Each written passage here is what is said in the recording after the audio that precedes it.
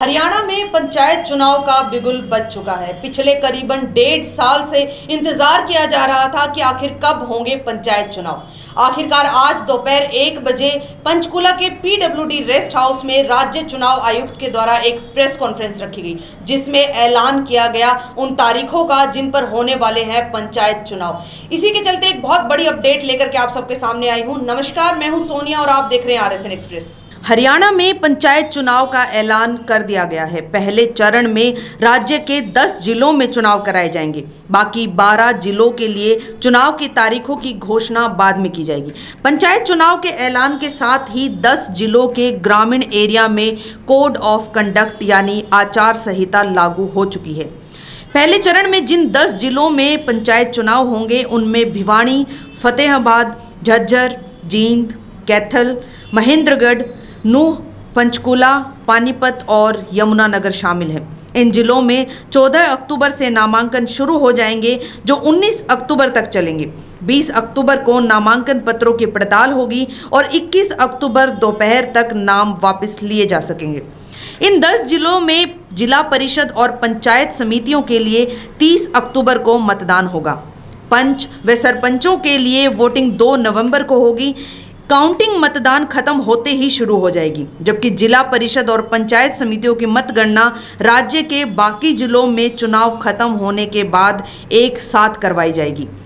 राज्य के जिन 12 जिलों में पंचायत चुनाव बाद में कराए जाएंगे उनमें से हिसार, रोहतक, अंबाला, रेवाड़ी, करनाल, कुरुक्षेत्र, सोनीपत, पलवल, सिरसा, चरखी दादरी, गुरुग्राम और फरीदाबाद शामिल हैं।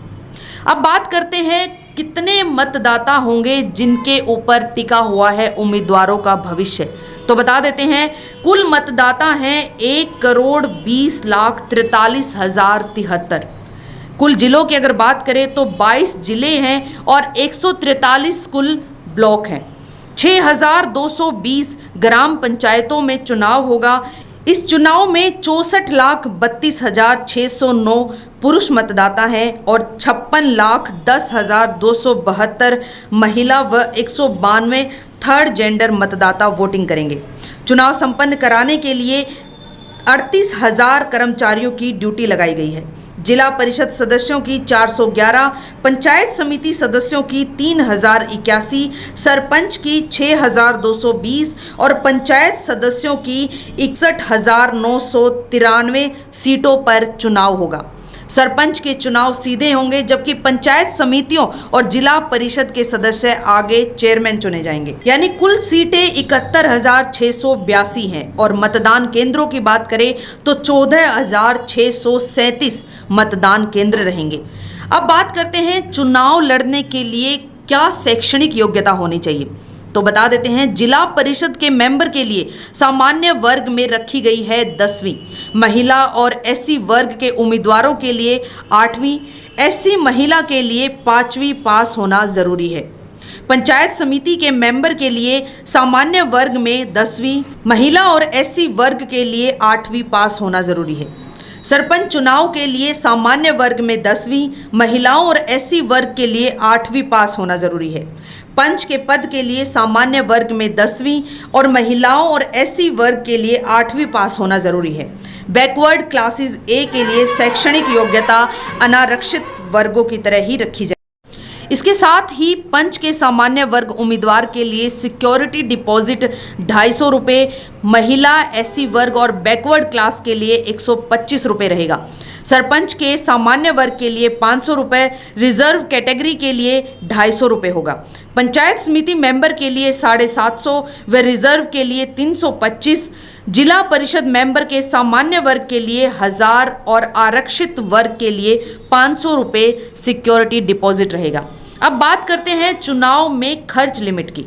तो पंच के लिए 50,000 रुपये, सरपंच के लिए 2 लाख रुपये, पंचायत समिति मेंबर के लिए 3,60,000 रुपये और जिला परिषद मेंबर के लिए 6 लाख रुपए की खर्च लिमिट रखी गई है। अगर इससे ज़्यादा खर्च किया गया तो चुनाव संकट में पड़ सकता है, जांच बिठाई जा सकती है। सुरक्षा की अगर बात करें तो हर पोलिंग बूथ पर सुरक्षा कर्मी रहेंगे। संवेदनशील और अति संवेदनशील बूथों में से एक से ज़्यादा कर्मचारी भी रह सकते हैं। अब चुनाव के अंदर ईवीएम और नोटा क्या होगा?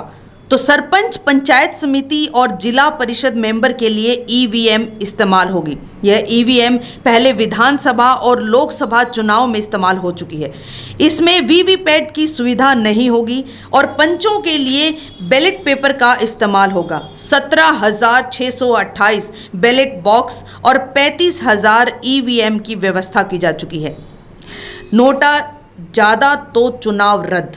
अगर किसी नोटा के वोट दूसरे कैंडिडेट से ज़्यादा आए तो वहां चुनाव रद्द हो जाएगा। दूसरी बार चुनाव करवाते वक्त पिछले कोई भी कैंडिडेट चुनाव नहीं लड़ सकेंगे। अब बता देते हैं कि ऐसा क्या कारण रहा कि 21 महीने की देरी से चुनाव हुआ। हरियाणा में 21 महीने की देरी से नवंबर में गांव की सरकार का गठन होगा। इससे पहले 5 साल का कार्यकाल पूरा होने पर फरवरी 2021 में पंचायतों को भंग कर बीडीपीओ को जिम्मेवारी सौंप दी गई थी। इससे पहले 2016 में भी चुनाव 6 महीने देरी से हुए थे, पर इससे ज़्यादा देरी तो इसी बार देखने को मिली है। चुनाव होंगे लेकिन रिजल्ट जो है कोर्ट के फैसले पर निर्भर होगा। जी हां, हरियाणा सरकार ने पंचायत चुनाव में बीसीए को 8% और महिलाओं को 50% आरक्षण प्रावधान किया था। इसे कोर्ट में चुनौती भी दी गई थी, जिसकी वजह से चुनाव नहीं हो सके।